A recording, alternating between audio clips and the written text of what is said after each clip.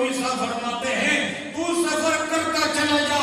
یہ الگ بات ہے کہ دنیا کا سفر پاؤں سے ہوتا ہے یا دنیا کا سفر چوپائے کے ذریعے ہوتا ہے یا دنیا کا سفر گاڑی کے ذریعے ہوتا ہے, بحری بیڑے کے ذریعے ہوتا ہے یا ہوائی جہاز کے ذریعے ہوتا ہے, لیکن یہ آخرت کا سفر فرمایا اس میں پاؤں حرکت نہیں کرتے, یہ سفر سجدے سے ہوتا ہے, یہ سفر قرات قرآن سے ہوتا ہے, یہ سفر تسبیح کے دانوں کے چلنے سے ہوتا ہے, یہ سفر حرام کو ترک کرنے اور حلال کو سینے لگانے سے ہوتا ہے. جس نے یہ سفر مکمل کر لیا اور زندگی کی آخری سانس تک یہ سفر جاری رکھا, رومی نے فرمایا وہ حد کو پہنچ گیا, اور جو حد کو پہنچ گیا اس نے رنج مکمل کر لیا, اور جس نے رنج مکمل کر لیا خدا نے گنج عطا فرمایا. نعرہ تکبیر، نعرہ رسالت، نعرہ حیدری، نعرہ صدیقی، جاری رہے گا، نعرہ صدیقی، جاری رہے گا.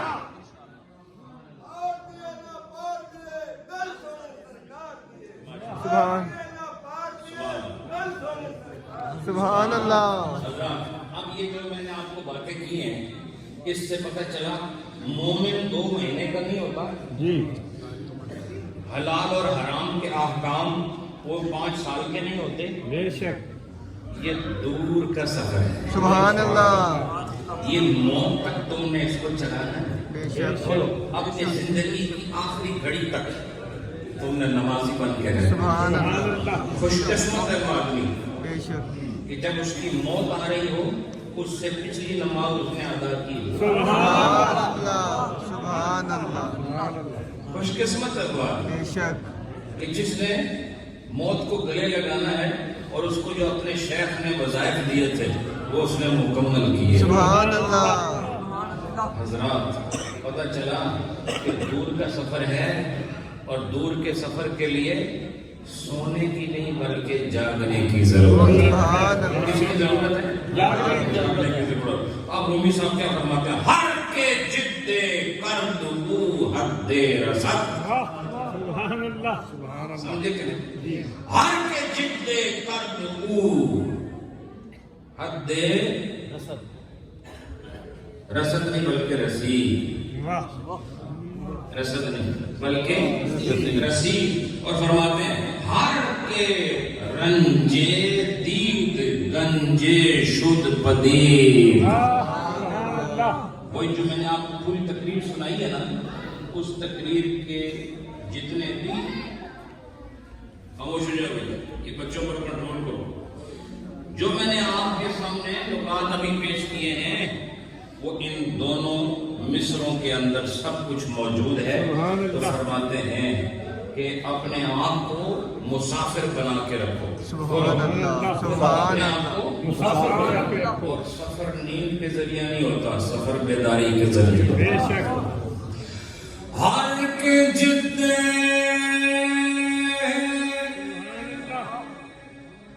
کرد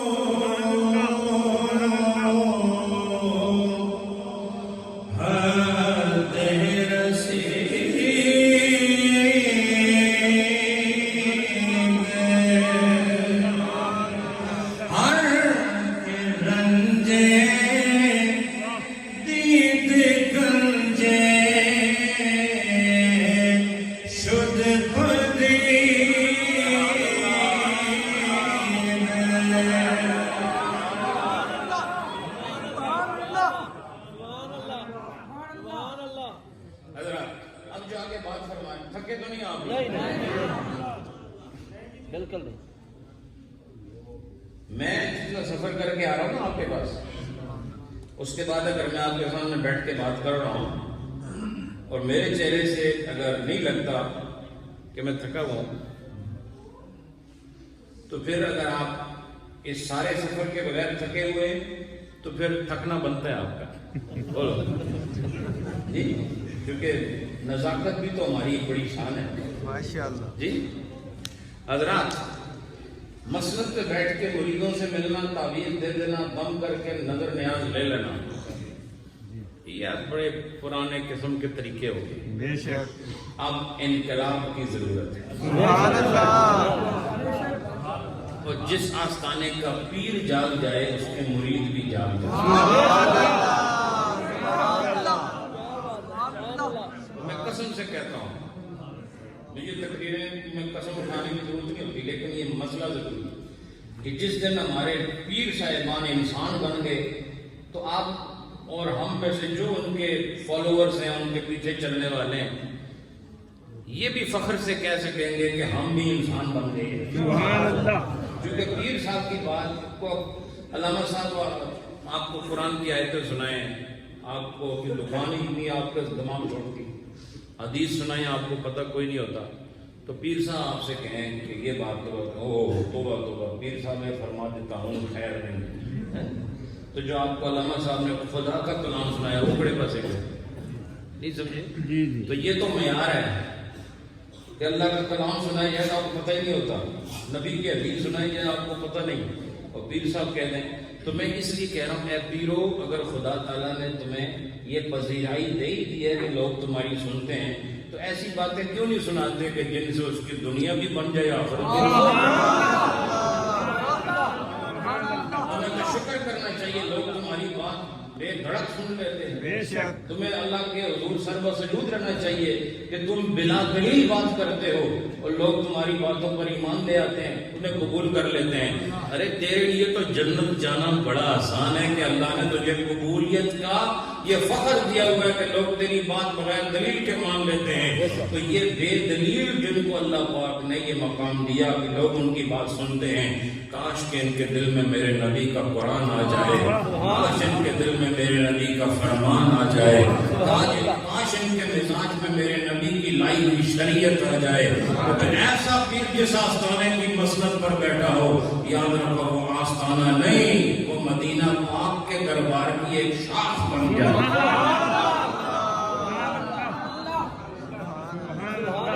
شاخ ہے مدینہ المنورہ جو سارے درباروں کا سردار دربار ہے. بے شک. بے شک. جب ساری کائنات کا سردار وہاں ہے تو سارے درباروں کا سردار دربار بھی وہاں ہے. سبحان اللہ. اور ہماری نظر میں دربار وہی ہے جس دربار کو ہم نبی پاک کے دربار کی شاخ کہہ سکیں. اور شاخ کا تعلق ہمیشہ درخت کے ساتھ ہوتا ہے، اور درخت کے اندر جو صفات ہوں وہ شاخ کے اندر نظر آتی ہیں. لہذا آستانہ وہ نہیں جو بڑے بڑے القامات لگا کے بنایا گیا ہو، آستانہ وہ ہے جس کے اندر وہ فیض نظر آئے جو مدینے کی فضا سے ساری دنیا میں. سبحان اللہ. اب رومی صاحب یہ فرماتے ہیں، توجہ، رومی صاحب فرماتے ہیں کہ اللہ ان بندوں سے محبت بھی کرتا ہے سب کچھ، پھر اتنے یہ پیاری مخلوق ہے، اس کو اتنی ریاضت دے کر یہ سجدہ کرو، چنگا پلا کھڑوتے ایسی انہوں آ کے سر کھڑے رکھو. بولو تو سب تو بڑھو کام یہی ہوتا ہے، سر انہوں زمین ہوتا ہے. بے شک. بولو بے شک. سب سے مشکل کام سر کو زمین پہ رکھ. بے شک. واہ.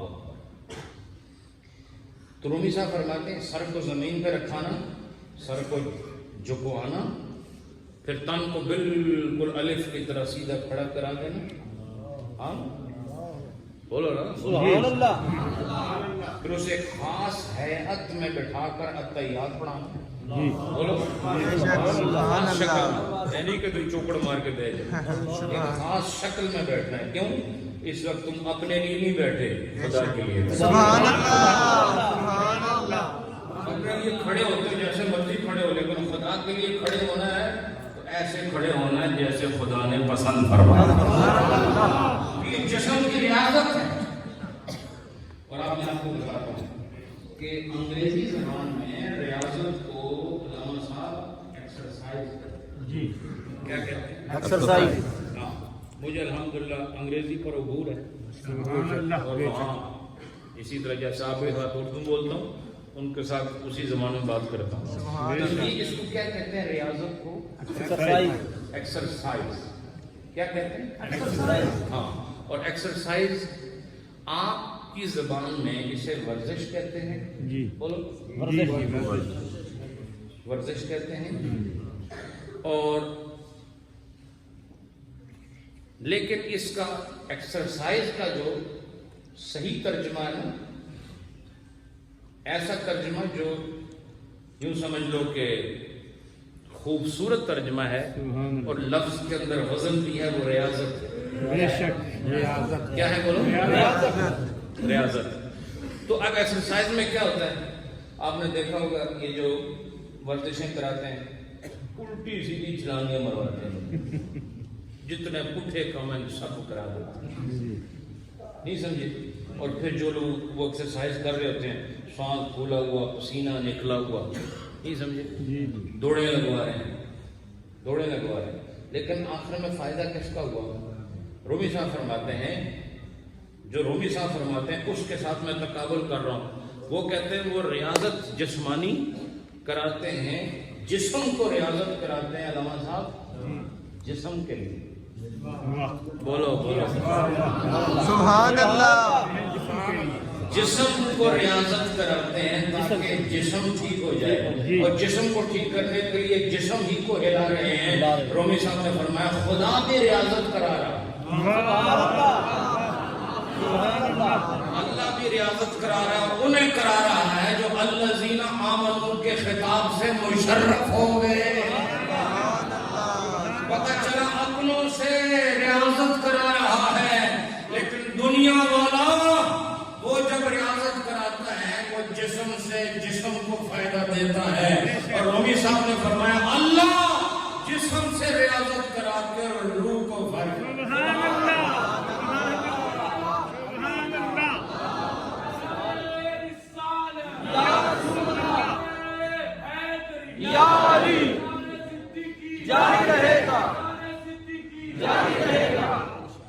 اب وہ فرماتے ہیں کہ جسم کے ذریعے روح کو تقویت پہنچائی جا رہی ہے.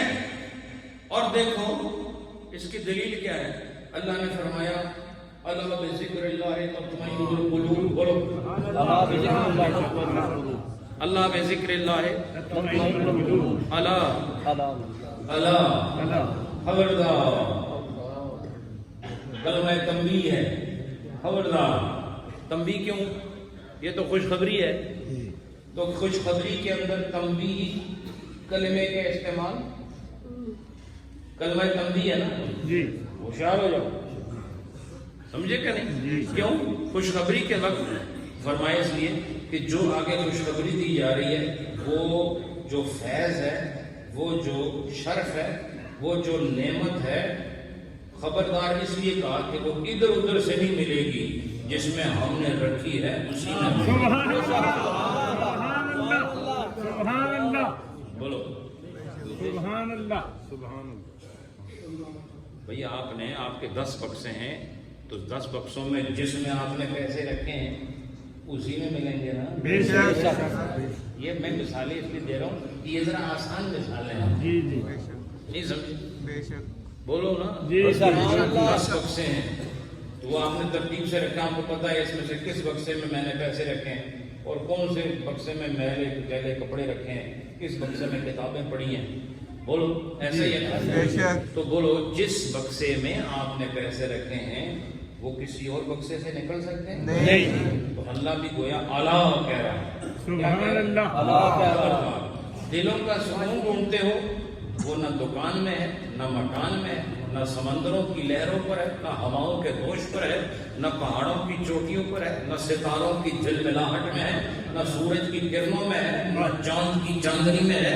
فرماتے ہیں نہ وہ اولاد میں ہے، نہ وہ ازواج میں ہے، نہ وہ آبا میں ہے، نہ وہ اقارب میں ہے، نہ وہ احباب و ارباب میں ہے۔ فرمایا میں نے اطمینان اپنے ذکر میں رکھا ہے۔ خبردار، اگر ذکر چاہیے تو ہر چیز سے منہ، اطمینان چاہیے تو ہر چیز سے منہ موڑ کر میرے ذکر میں داخل ہو۔ اچھا ذکر آپ کیسے کرتے ہیں؟ ابھی ہم کریں گے تھوڑی دیر بعد۔ تو اللہ نے فرمایا دلوں کو چین اللہ بے ذکر، اگر لفظی ترجمہ کرے تو مطلب یہ ہوگا خبردار بے ذکر اللہ تطمئن القلوب۔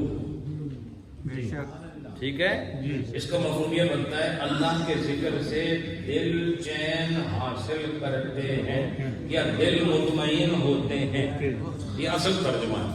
اللہ کے ذکر سے دل مطمئن ہوتے ہیں۔ تو ذکر ہم کیسے کریں گے؟ بولو، پڑھیں گے نا لا الہ الا اللہ، سارے پڑھو لا الہ الا اللہ۔ یہاں پڑھیں گے اللہ پڑھیں گے، بولو اللہ پڑھیں گے، یہاں پڑھیں گے لا الہ الا اللہ الا اللہ۔ تو رومی صاحب صحیح بات بتا رہے ہیں، وہ کہہ رہے ہیں کہ حرکت تو جسم کرتا ہے لیکن فائدہ روح۔ سبحان اللہ۔ اس لیے جو آدمی 5 وقت کی نماز پڑھ لیتا ہے نا، عشاء کی نماز مکمل کر لے، پھر اس سے پوچھو اس کے اندر کمانیت کا کیسا ایک سمندر موجود ہوتا ہے، اور جو روزہ کھول رہا ہوتا ہے اس سے پوچھو کہ روزہ مکمل کرنے کی تسکین کیا ہوتی ہے، اور جو زکوٰۃ دے دیتا ہے اسے اپنا آپ کتنا سہولت والا نظر آتا ہے، اور جو حج مکمل کر لیتا ہے وہ کتنا اپنے آپ کو آسانی میں اور اللہ کی رحمت میں محسوس کرتا ہے۔ پتہ چلا جسم کو اللہ ریاضت دیتا ہے، گویا ہم جسم کو مسلسل عمل کرا کے لگتا ہے ایسے جسم فنا ہو رہا ہے۔ رومی صاحب فرماتے ہیں بالکل جسم نے فنا تو ہونا ہے، تم اگر 40 سال کے ہو گئے تو جسم کی کارکردگی اور ہے، 60 سال کے ہو گئے تو جسم کی کارکردگی اور ہے، 80 سال کے ہو جاؤ گے تو جسم کی کارکردگی اور ہو جائے گی۔ اور فرماتے ہیں کہ جسم نے کمزور تو ہونا ہے چاہے تو نماز پڑھے یا نہ پڑھے۔ تو فرماتے ہیں کیا یہ اچھا ہو کہ تو جسم کی کمزوری اور جسم کی طاقت ان کے مابین گزرنے والے سارے زمانے کو خدا کی عبادت میں۔ اور کیا فرماتے ہیں؟ فرماتے ہیں یہ ریاضت کیوں کرائی جا رہی ہے؟ وہ فرماتے ہیں اس لیے کہ یہ جسم کو کبھی بٹھانا، کبھی کھڑا کرنا، کبھی رکوع کرنا، کبھی پیٹ کو بھوکا رکھنا، کبھی پیاسا، کبھی مینا میں رات گزارنا، 3 راتیں گزارنا، پھر صفا مروہ میں دوڑ لگانا، یہ سب ریاضت ہے کہ نہیں؟ بولو۔ اور طواف کرنا ریاضت ہے کہ نہیں؟ یہ سب ریاضت ہے، اس لیے کرا رہا ہے۔ اللہ کے اس ولی نے بتایا کہ اللہ جسم کے ذریعے ریاضت کرا رہا ہے تاکہ جسم لگے ایسا کہ جسم فنا ہو رہا ہے، اور جسم کے فنا ہونے میں روح کو بقا مل رہی ہے، روح کو بقا مل رہی ہے۔ یہ شعر سماعت کریں اور پھر ایک شعر اور سنا کے پھر بات ختم کرتے ہیں۔ رومی صاحب نے ارشاد فرمایا، تحت لفظ میں سنیں، فرماتے ہیں ای ریاضت ہائے درویشاں چرا، سبحان اللہ۔ ای ریاضت ہائے درویشاں چراست، کو فنائے تن بقائے جان ہاں۔ سبحان اللہ۔ پہلے مصرے میں سوال کرتے ہیں بے شک، اور دوسرے مصرے میں جواب دیتے ہیں۔ سوال یہ کہ این ریاضت ہائے درویشاں چرا، یہ اللہ اپنے درویشوں سے اتنی ریاضتیں کیوں کرا رہا ہے؟ فرماتے ہیں کہ فنائے، کہ سے وہ جواب دے رہے ہیں، فرماتے ہیں کہ فنائے تن بقائے جان ہاں، اس لیے کہ اس تن کی یہ ریاضت روح کو بقا کی منزل پر لے کے جاتی ہے۔ یہ ریاضت روح کو بقا کی منزل پر لے کے جاتی ہے، اس لیے یہاں پر محنت کرائی جاتی ہے۔ اور پیر وہی ہوتا ہے جو اپنے مرید کو نمازی بنائے، روزے دار بنائے، زکوٰۃ دینے والا بنائے، حاجی بنائے، اور اس کو سنت رسول اللہ رکھوائے، اس کو رات کو اٹھا کے اس کو تہجد پڑھوائے، صبح اس کو قرآن کی تلاوت کرائے، اسے نماز کے مسئلے سکھائے، اسے حلال اور حرام کی تمیز کرائے، اسے بندوں کے حقوق بتائے، اسے خدا کے حق سکھائے، تو یاد رکھو یہ سب ریاضتیں ہیں، یہی ریاضتیں ہیں۔ لمبے لمبے چلے کرنا ریاضت اور ہے، جس نے شریعت پر عمل کر لیا اس نے ریاضت کی اصل کو ریاضت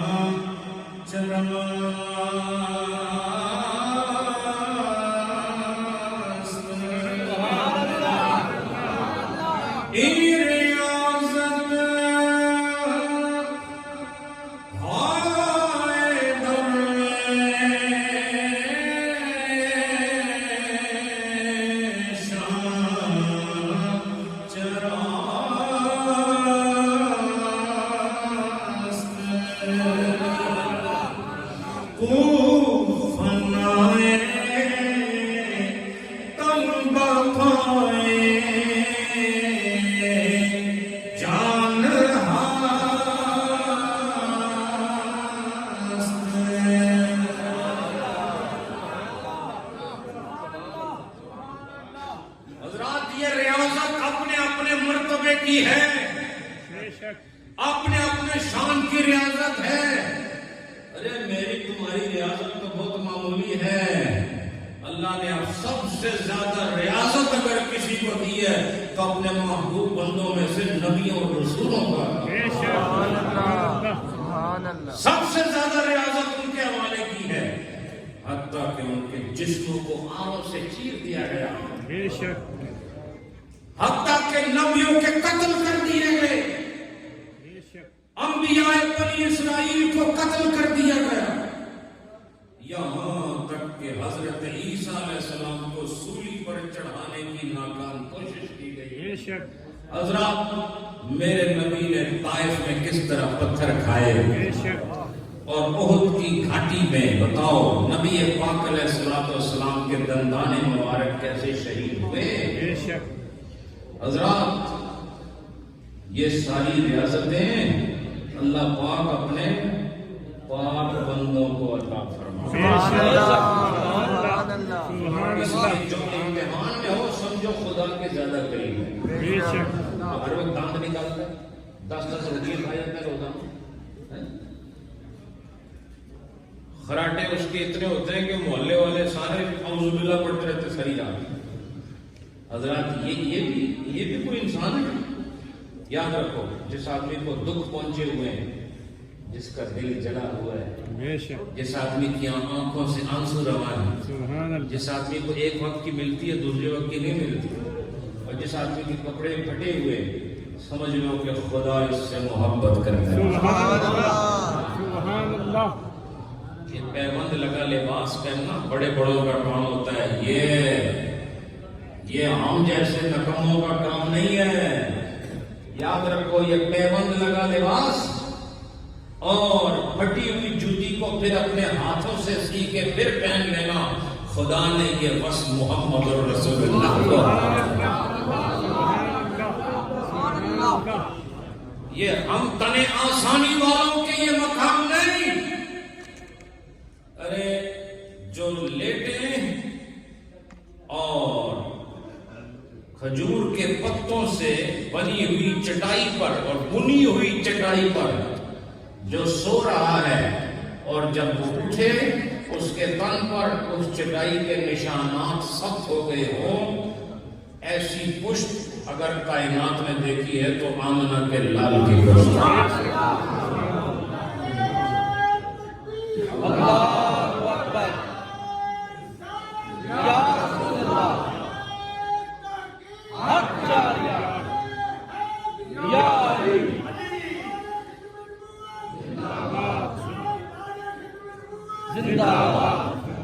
حضرات اب آخر یہ بتانا چاہتا ہوں کہ جس آدمی پر جتنی مشکلات ہیں سمجھو کہ وہ اتنا ہی ریاضت کے اندر ہے، اور جو جتنا ریاضت کے اندر ہے سمجھ لو اتنا ہی خدا نے اسے اپنی قربت عطا فرمائی ہوئی ہے۔ اور ریاضت میں سب سے آگے خدا کے نبی ہوتے ہیں، اور نبی کے بعد اس امت کے ولی ہوتے ہیں۔ سمجھ آئی کہ نہیں آپ کو؟ اس لیے فرمایا ریاضت کرو۔ طریقت کو آسان کام نہیں، طریقت جس کو آپ پیر طریقت کہتے ہیں اس کو خود ریاضت کا پتہ ہی نہیں ہے، اور ریاضت کا مفہوم بھی نہیں آتا۔ اور یہ ریاضی کو بھی ریاضی اسی لیے کہتے ہیں بڑا سکھ بانا پہنتا ہے۔ میرے سب سے کم نمبر 10ویں میں ریاضی پہنتا، سچی بات بتا رہا ہوں۔ لوگ اپنے جو اعلیٰ نمبر ہوتے ہیں وہ بتا رہے ہیں، میں آپ کو اپنے کمزور نمبر بتا رہا ہوں۔ تو ریاضت یہ ہے ہی اوکھا کم ہے، سمجھ آئی کہ نہیں؟ تو فرمایا کہ ریاضی دماغ سے ہوتی ہے، اور ریاضت تن سے ہوتی ہے، اور قبولیت من سے ہوتی ہے۔ اب میں آپ کے بات بتاؤں، اللہ نے آپ کو تن دیا اس لیے تاکہ اس کے اندر چھپی ہوئی جان کو بقا مل جائے۔ سبحان اللہ۔ اس کے اندر چھپی ہوئی جان کو بقا مل جائے۔ پتہ چلا، میں نے برطانیہ میں یہ کہا تھا کہ عام طور پر روح کی بڑی تعریف ہوتی ہے۔ جی روح قل الروح من امر ربی یسألونک عن الروح قل الروح من امر ربی، اسے امر ربی بھی کہا۔ تو میں نے مثنوی کے درس کے دوران بڑے بڑے الحمدللہ علماء موجود ہوتے ہیں وہاں، جب میں منگل کے روز مثنوی کا درس براہ راست پیش کرتا ہوں نور ٹی وی پر، تو میں نے کہا تھا کہ اس میں کوئی شک نہیں، اس میں کوئی شک نہیں، جی گل سننے والی ہے، اس میں کوئی شک نہیں کہ روح کا مرتبہ اتنا ہے۔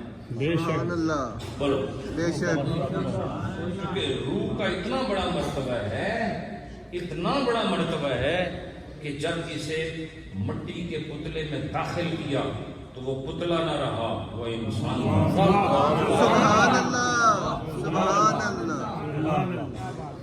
تھوڑے اگے بت کھڑا کریے، کدے آکھو گے انسان نہیں جی نہیں، بت دے نال تھانوں کھڑا دئیے، کبھی بولتی رہنا۔ کسی نے آ کے دسو یہ کی ہے، وہ آ کے بت ہے، اچھا جہاں نال کھلوتا ہے یہ کون ہے؟ یہ انسان ہے۔ تو آپ بت سے انسان کہلوانے والی روح ہے، بے شک سبحان اللہ۔ بولو نا، بولتے کیوں نہیں؟ فرماتے ہیں کہ روح کا یہ مقام ہے کہ جب یہ اندر آئے تو ہر چیز ہلا کے رکھ دیتی ہے۔ بے شک بولو، بے شک اور جیسے باہر جائے تو پھر ہر چیز کو خاموش کر دیتی ہے۔ بے شک یہ اندر آئے تو حرکت پیدا ہو جاتی ہے، روح اندر آئے ناخن بڑھنے شروع ہو جاتے ہیں، بے شک بال بڑھنے شروع ہو جاتے ہیں، بے شک بال اگنا شروع ہو جاتے ہیں، روح اندر آئے زبان بولنا شروع ہو جاتی ہے، روح اندر آئے کان سننا شروع ہو جاتے ہیں، سبحان اللہ۔ روح اندر آتی ہے تو پھر دانت بجنا شروع ہو جاتے ہیں، روح اندر آئی تو دل دھڑکنا شروع ہو جاتا ہے۔ پتہ چلا اندر تو سب کچھ خاموش ہے، لیکن جیسے ہی روح اندر آئی ہر چیز کو گویا کر دیا، ہر چیز کو متحرک کر دیا، ہر چیز کے اندر ولولہ انگیزی پیدا کر دی۔ تو اس سے پتہ چلتا ہے روح کا بڑا مقام ہے، اور روح کے مقابلے میں جسم یہ بڑا مسکین ہے۔ بے شک بولو، لیکن میں نے کہا تھا کہ مسکینہ انہوں چھوڑ دے تے کریمہ انہوں اختیار کرے، رب دی شان ایسی بولو نا، بولو رب دی شان ایسی ہے نہیں، مسکینہ انہوں چھوڑ دے تے کریمہ انہوں قبول کر لے۔ یہ شان روح اور جسم سے میں نے کہا میں آپ کو بتاتا ہوں، اللہ پاک نے گویا روح کا مقام بتایا کہ یہ پتلے میں داخل ہوئی تو پتلا پتلا نہ رہا، وہ گویا ہو گیا، وہ پتلا نہ رہا، انسان ہو گیا، وہ مردہ نہ رہا، وہ زندہ ہو گیا۔ لیکن میں نے کہا اس روح کو متعارف کرانے والا بھی تو یہ سبحان اللہ سبحان اللہ۔ کہتے رہو کیسے سمجھ آئے گی؟ پتہ چلا روح کا احسان جسم پر یہ ہے کو زندگی دی ہے اور جسم کا روح پر احسان یہ ہے کہ اس جسم نے روح کا تعارف کرایا